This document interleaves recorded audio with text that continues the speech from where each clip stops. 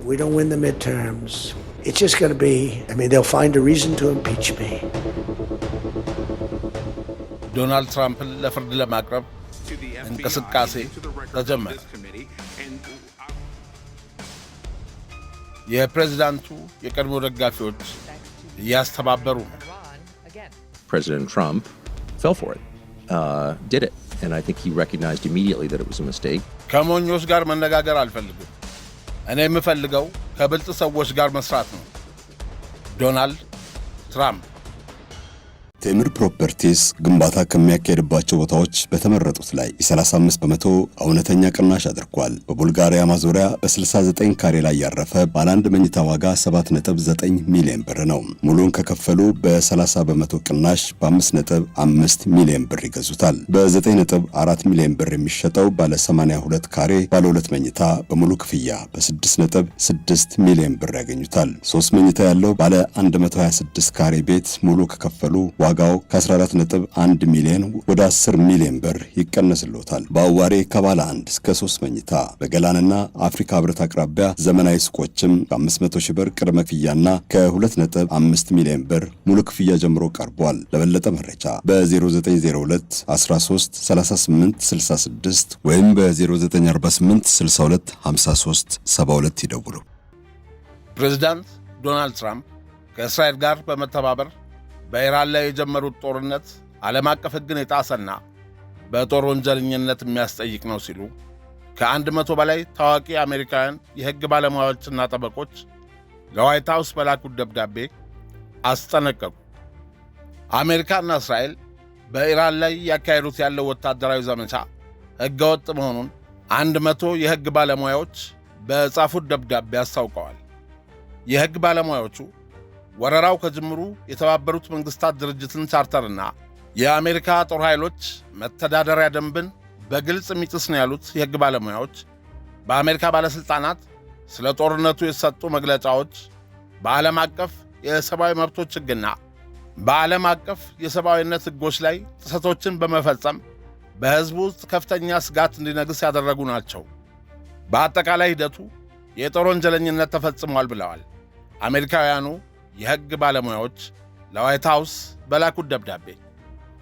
እነዚህ ሕግ ባለሙያዎች የላኩት ደብዳቤ በአብዛኛው በአሜሪካ መንግሥት አካሄድ ላይ ያተኮረ ቢሆንም የኢራን መንግሥት በተቃዋሚዎች ላይ የሚወስደውን ኢሰብአዊ እርምጃዎች፣ በርካታ ሕዝብ በሚሰበሰብባቸው አካባቢዎች ፈንጂና ጅምላ ጨራሽ መሣሪያዎችን በመጠቀም በሲቪል መሠረተ ልማቶች ላይ የሚፈጽመውን ሕገወጥ ጥቃት አውግዘዋል። 100ዎቹ ታዋቂ ሕግ ባለሙያዎችና ጠበቆች ፊርማቸውን ባኖሩበት በዚህ ደብዳቤያቸው ዓለም አቀፍ ሕጎች በሁሉም አካላትና መንግሥታት እኩል ተፈጻሚነት ሊኖራቸው ይገባል የሚለውን መርህ አስፈላጊነት አጉልተው አመልክተዋል። የሕግ ባለሙያዎቹ ደብዳቤ እንደሚያመለክተው ጦርነቱ የአሜሪካ ግብር ከፋዮችን በቀን ከ1 እስከ 2 ቢሊዮን ዶላር እያስወጣ ሲሆን በኢራንና በአካባቢው ሲቪሎች ላይ ከፍተኛ ጉዳት በማድረስ በሺዎች የሚቆጠሩ ሰዎችን ገድሏል። እንዲሁም በመካከለኛው ምስራቅ አካባቢና ኢኮኖሚ ላይ ውድመት አስከትሏል። የትራምፕ አስተዳደር ወደ ጦርነት ለመሄድ ያደረገው ውሳኔ ሕገወጥና በጦርነቱ ወቅት የሚፈጸመው ድርጊትም ሕገወጥነት ነው ሲል ተችቷል።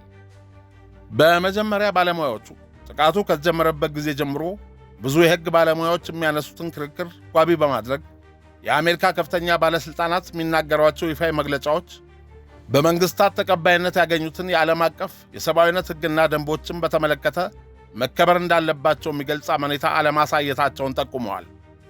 በሌላ ሀገር ላይ የሚፈጸም የጦር ጥቃት በተባበሩት መንግሥታት የጸጥታው ምክር ቤት ፈቃድ ሲሰጥ ብቻ ነው ተፈጻሚ የሚሆነው። ከዚህ አንጻር የተባበሩት መንግሥታት የጸጥታው ምክር ቤት ጥቃቱን እንዲያካሄዱ አልፈቀደም። ኢራን እስራኤልንም ሆነ አሜሪካን አላጠቃችም። በተጨማሪም ኢራን ራስን የመከላከል ጥያቄን ሊያጸድቅ የሚችል ስጋት እንዳላት ሊያረጋግጥ የሚችል ምንም ማስረጃ የለም ብለዋል። ደብዳቤው በተጨማሪም የአሜሪካ ጦር በኢራን ላይ በወሰዳቸው ጥቃቶች የዓለም አቀፉ ሕጎች እንደጣሱ የሚጠቁሙ ምልክቶች እንዳሉ ማረጋገጡን ይገልጻል። 100ዎቹ አሜሪካውያን ታዋቂ የሕግ ባለሙያዎች ለዋይት ሃውስ በላኩት ደብዳቤ የኢራን ቀይ ጨረቃ ማኅበር ይፋ እንዳደረገው 498 ትምህርት ቤቶችንና 236 የጤና ተቋማትን ጨምሮ በ67414 የሲቪል ቦታዎች ላይ የተፈጸሙ ጥቃቶችን ዘግቧል። ከየካቲት 28 እስከ መጋቢት 23 ባለው ጊዜ ውስጥ ብቻ ቢያንስ 1443 ኢራናውያን ሲቪሎች 217 ሕፃናትን ጨምሮ በአሜሪካና በእስራኤል ጥቃት መገደላቸውን ይፋ ከማድረጉ ሌላ ቢያንስ 175 የሚሆኑ አብዛኞቹ ወጣት የትምህርት ቤት ልጃገረዶችን የገደለውና ሚናብ በሚገኘው የመጀመሪያ ደረጃ ትምህርት ቤት ላይ የተፈጸመው ጥቃት ዓለም አቀፍ የሰብአዊነት ሕግን የሚጥስ ድርጊት ነው። ይህም ጥቃት ፕሬዚዳንት ዶናልድ ትራምፕን በዓለም አቀፉ የጦር ፍርድ ቤት እንዲከሰሱ የሚያደርግ የጦር ወንጀል መፈጸማቸውን የሚያረጋግጥ ማስረጃ ሆኖ ሊቀርብ ይችላል ብሏል።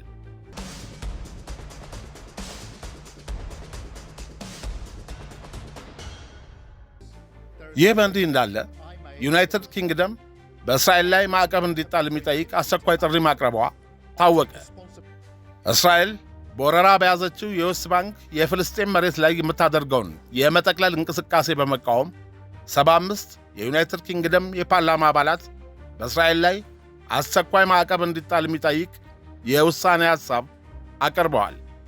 እነዚህ የፓርላማ አባላት የእስራኤል መንግሥት ዓለም አቀፍ ሕግጋትን በመጣስ የፍልስጤምን ግዛቶች ወደ ራሷ ለመጠቅለል የምታደርገው ጥረት በቀጣናው ያለውን የሰላም ተስፋ የሚያጨልም መሆኑን ገልጸዋል። በመሆኑም የዩናይትድ ኪንግደም መንግሥት ይህንን ድርጊት ለማስቆም ጠንከር ያሉ የኢኮኖሚና የዲፕሎማሲ ማዕቀቦች እንዲጥል በይፋ ጠይቀዋል። ይህ የፓርላማ አባላቱ ስብስብ ድርጊቱ በአስቸኳይ እንዲቆም ግፊት እያደረገም ይገኛል። የአውሮፓ የፓርላማ አባሏ ኢሬን ሞንቴሮ በፍልስጤማውያን ላይ የደረሰ ያለው እልቂት በተቀረው ዓለም ላይ ይደገማል በማለት አስጠነቀቀች። ይህች በምስሉ ላይ የምትመለከቷት ሴት ኢሬን ሞንቴሮ ትባላለች። ስፔናዊት የአውሮፓ ፓርላማ አባል ናት። ተወካዩዋ በአውሮፓ ፓርላማ ፊት ቀርባ በመላው ሀገሪቱ ያስተጋባ ማስጠንቀቂያ ሰጥታለች።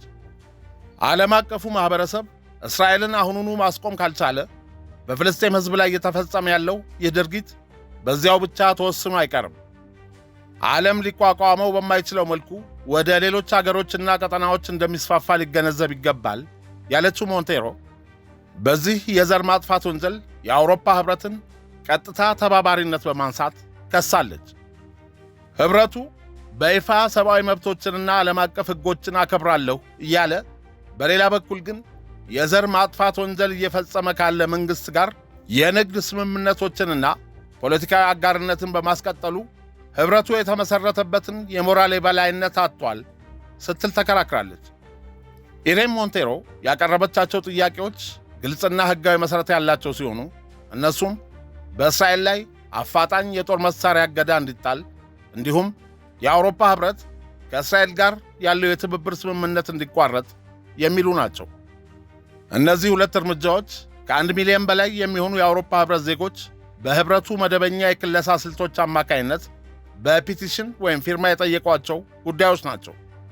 በመጨረሻም ሞንቴሮ ጋዛን እንደ ተነጠለ ሰብአዊ ቀውስ ብቻ ሳይሆን እንደ ዓለም አቀፍ የማስጠንቀቂያ ደውል በማቅረብ ለግብዙ የአውሮፓ ኅብረት አመላክታለች።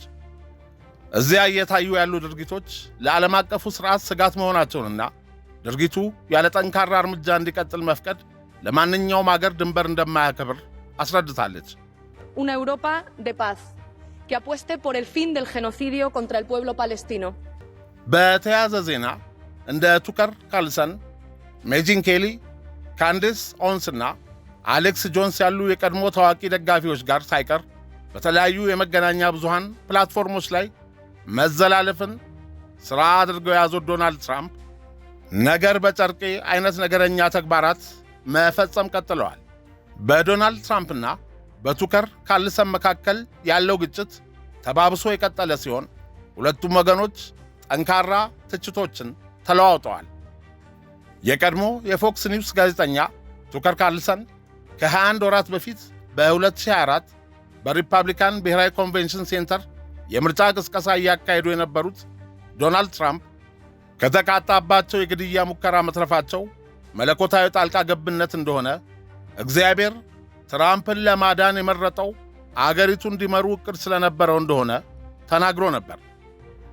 ዶናልድ ትራምፕ አፕሪል 19 ቀን 2026 በቱከር ካርልሰን ላይ ያላቸውን ንቀት በመግለጽ ካርልሰን በተደጋጋሚ ቢደውልላቸውም ከሞኞች ጋር መነጋገር አልፈልግም በሚል ስልኩን እንደማያነሱለት በይፋ ተናግረዋል። ቱከር ካርልሰን ባለፈው የትንሣኤ ዕለት አፕሪል 12 2026 ከቢቢሲ ጋር ባደረገው ቃለ መጠይቅ ትራምፕ በኢራን ጉዳይ የእስራኤል ጠቅላይ ሚኒስትር ባሪያ ናቸው፣ ራሳቸው ውሳኔዎችን የመወሰን አቅም የላቸውም ሲል ወቅሷል።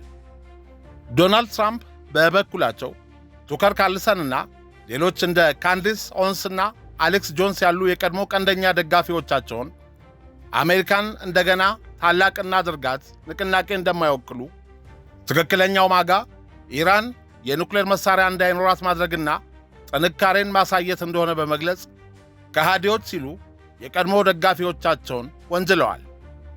በዚህ ሳምንት የወጡ መረጃዎች እንደሚያሳዩት ይህ ግጭት በትራምፕ ደጋፊዎች ዘንድ ትልቅ መከፋፈልን ፈጥሯል። ካርልሰን ትራምፕ የገቡትን አሜሪካ ትቅደም የሚል ቃል ኪዳን አፍርሰዋል በማለት ደጋፊዎቹን ወደ ራሱ ለመሳብ እየሞከረ ይገኛል። ዶናልድ ትራምፕ በበኩላቸው በዚህ ሳምንት በቱከር ካርልሰን ላይ ያላቸውን ቁጣ በተለያዩ መድረኮች በተለይም በትሩዝ ሶሻል ገጻቸው ካርልሰንን በተደጋጋሚ ዝቅተኛ የአእምሮ ብቃት ያለው ሰው በማለት ዘልፈውታል። እንዲሁም ታከር ካርልሰን ለራሱ የተጋነነ ዋጋ የሚሰጥ ጉረኛና ሁልጊዜም በቀላሉ የሚሸነፍ ላንቁሶ ነው ብለውታል። ፕሬዝዳንት ትራምፕ ካርልሰን ከፎክስ ኒውስ ከተባረረ በኋላ ቅስሙ የተሰበረ ሰው ሆኗል በማለት ተሳልቀውበታል። ካርልሰን በጥሩ የሥነ አእምሮ ሐኪም መታየትና መታከም ያለበት እብድ ነው በማለት በግልጽ ሰድበውታል። ፕሬዝዳንት ዶናልድ ትራምፕ ቱከር ካርልሰን በተደጋጋሚ እንደሚደውልላቸው ተናግረዋል። እሳቸው ግን ለጥሪዎቹ ምላሽ አልሰጥም ብለዋል።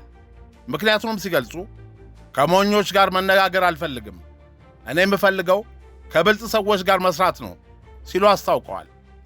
በዚህ ሳምንት እንኳን በመገናኛ ብዙሃን በተሰበሰበ የሕዝብ አስተያየት ትራምፕን የሚደግፈው 77% ሲሆን ቱከር ካርልሰን በሕዝብ ዘንድ ያለው ተቀባይነት 31% ብቻ መሆኑን የሚገልጽ ጥናት ጠቅሰው ቱከር ካርልሰን ተቀባይነቱ በከፍተኛ ሁኔታ እየቀነሰ መሆኑን በማሳየት ዶናልድ ትራምፕ ደስታቸውን ገልጸዋል።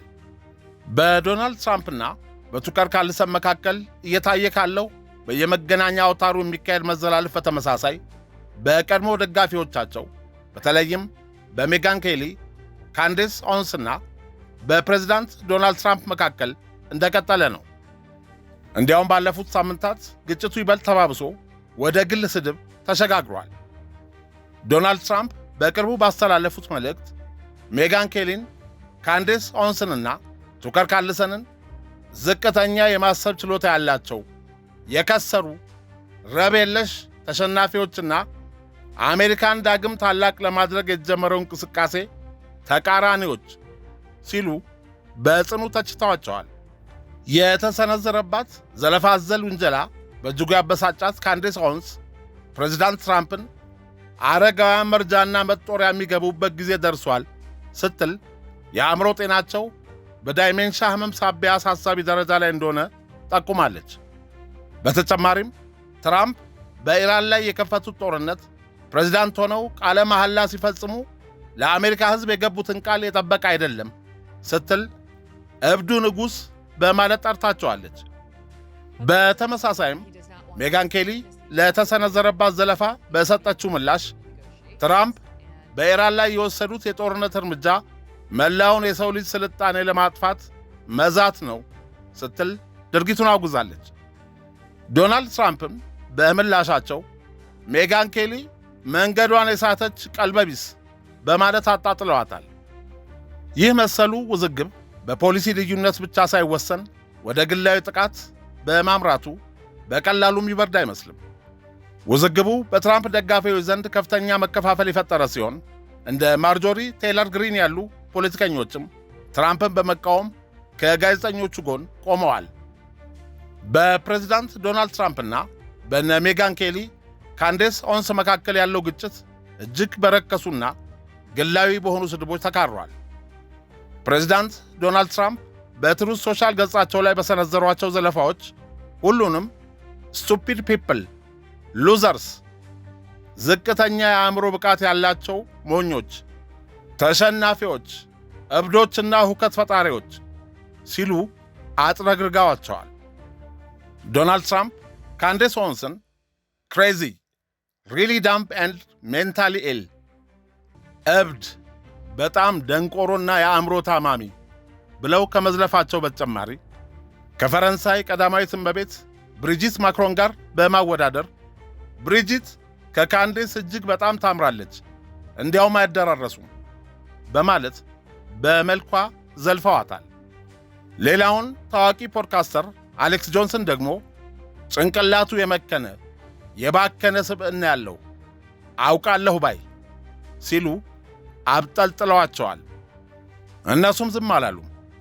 ለዶናልድ ትራምፕ በሰጡት ምላሽ ትራምፕን ካወርድ ኤንድ ማድ ኪንግ፣ ፈሪና እብድ ንጉሥ በማለት ምላሽ ሰጥተዋል። አሌክስ ጆንስ ትራምፕ የፖለቲካ ራስን ማጥፋት ላይ ናቸው ብሏል። ይህ ውዝግብና እንካሰላንቲያ ፕሬዚዳንት ዶናልድ ትራምፕ በኢራን ላይ የከፈቱትን ጦርነት ተከትሎ ተባብሶ የቀጠለ ሲሆን አንዳንድ የትራምፕ ደጋፊዎች እነዚህ የቀድሞ አሜሪካን ዳግም ታላቅ እናደርጋለን የሚል ዓላማ ደጋፊዎች አይደሉም፣ እነርሱ አሁን በዶናልድ ትራምፕ ተክደናል የሚሉ ባላንጣዎች ናቸው የሚል ድምዳሜ ላይ በመድረስ ላይ እንደሆኑ እየተናገሩ ነው። ዶናልድ ትራምፕ ተመሳሳይ ትችቶችን በአሌክስ ጆንስና በጆ ሮጋን ላይም ሰንዝረዋል። አሌክስ ጆንስ በበኩሉ ፕሬዚዳንት ዶናልድ ትራምፕ በአጋንንት ኃይሎች ተይዘዋል በማለትና የአእምሮ ጤናቸው አጠራጣሪ ደረጃ ላይ መሆኑን በመጥቀስ ሪፐብሊካኖች ከእሳቸው እንዲርቁ ጥሪ አቅርበዋል። ጆንስ በተጨማሪም ትራምፕ ከሥልጣን እንዲወገዱ 25th አሜንድመንት ወይም 25ኛው ማሻሻያ ሥራ ላይ እንዲውል ጠይቋል። ዶናልድ ትራምፕ ሥልጣን ሲይዙ ጦርነቶችን እንደሚያስቀሩ ቃል ገብተው ነበር። አሁን ግን ወደ አንዱ አስፈሪ ጦርነት መግባታቸው አሳዛኝ መሆኑን ገልጿል። በተመሳሳይ ታዋቂው ፖድካስተር ጆ ሮጋን ዶናልድ ትራምፕና የአሜሪካ መንግሥት በኢራን ላይ ጥቃት ለመሰንዘር የወሰኑበትን አሳማኝና ግልጽ የሆነ ምክንያት ለምን ማቅረብ አልቻሉም? ምናልባትም ፕሬዚዳንት ትራምፕ የኢራንን ጦርነት የጀመሩት ከኤፒሲ ፋይሎች ጋር ተያይዞ የሚነሳባቸውን የሕዝብ ትኩረት ለማስቀየስ ሊሆን ይችላል የሚል አስተያየት ሰጥቷል። ጆ ሮጋን ይህ በኢራን ላይ የሚሰነዘር አላስፈላጊ ጥቃት ወደ ሦስተኛው የዓለም ጦርነት ሊያመራ እንደሚችል በማስጠንቀቅ ጦርነቱ በአስቸኳይ እንዲቆም ካልተደረገ በዓለም አቀፍ ደረጃ አያሌ ምስቅልቅሎችን ያስከትላል በማለት የዶናልድ ትራምፕ መንግሥት ክፉኛ አብጠልጥሎ ነበር። ፕሬዝዳንት ትራምፕ በኢራን ላይ ወታደራዊ እርምጃ የወሰዱት ከእስራኤል ጋር ባላቸው የጠበቀ ግንኙነት አማካይነት ነው በሚል በተደጋጋሚ በመነቀፋቸው የተነሳ ዶናልድ ትራምፕ በቁጣና በንዴት ከቀድሞ ደጋፊዎቻቸው ጋር በጠላትነት እየተሰዳደቡ ቢሆንም በጆ ሮጋን ላይ ግን አላመረሩበትም። ታዋቂው ፖድካስተር ጆ ሮጋን በያዝነው ወር መጀመሪያ በፕሬዝዳንት ዶናልድ ትራምፕ በተፈረመው የሳይኬዴሊክ መድኃኒቶችን ምርምር በሚያፋጥነው ትዕዛዝ የፊርማ ሥነ ሥርዓት ላይ ለመሳተፍ ዋይት ሃውስ ተገኝቶ ነበር። ትራምፕም በበኩላቸው ሮጋን ከእሳቸው ትንሽ ለየት ያለ ሊበራል አመለካከት ያለው ቢሆንም ትልቅ ክብር እንደሚሰጡት በሥነ ሥርዓቱ ላይ ገልጸዋል። ጆ ሮጋን በተለያዩ ወቅቶች ስለ ዶናልድ ትራምፕ የተለያዩ አስተያየቶችን የሰጠ ሲሆን በ2024 ምርጫ ዋዜማ ላይ ለዶናልድ ትራምፕ ያለውን ድጋፍ በይፋ ገልጾ ነበር። ከዚህ ቀደም ዶናልድ ትራምፕ በሮጋን ፖድካስት ላይ ቀርበው ለ3 ሰዓታት ያደረጉ ቆይታም በሚሊዮኖች የሚቆጠሩ ሰዎች ዘንድ እንዲደርስ አድርጎ ነበር። ታዋቂው ፖድካስተር ጆ ሮጋን ትራምፕ ሥልጣን ከያዙ በኋላ በተደጋጋሚ የአሜሪካ የኢሚግሬሽንና የጉምሩክ አስከባሪ በሚወስዳቸው አስፈሪ እርምጃዎች ላይ ጠንካራ ትችቶችን ሰንዝሯል።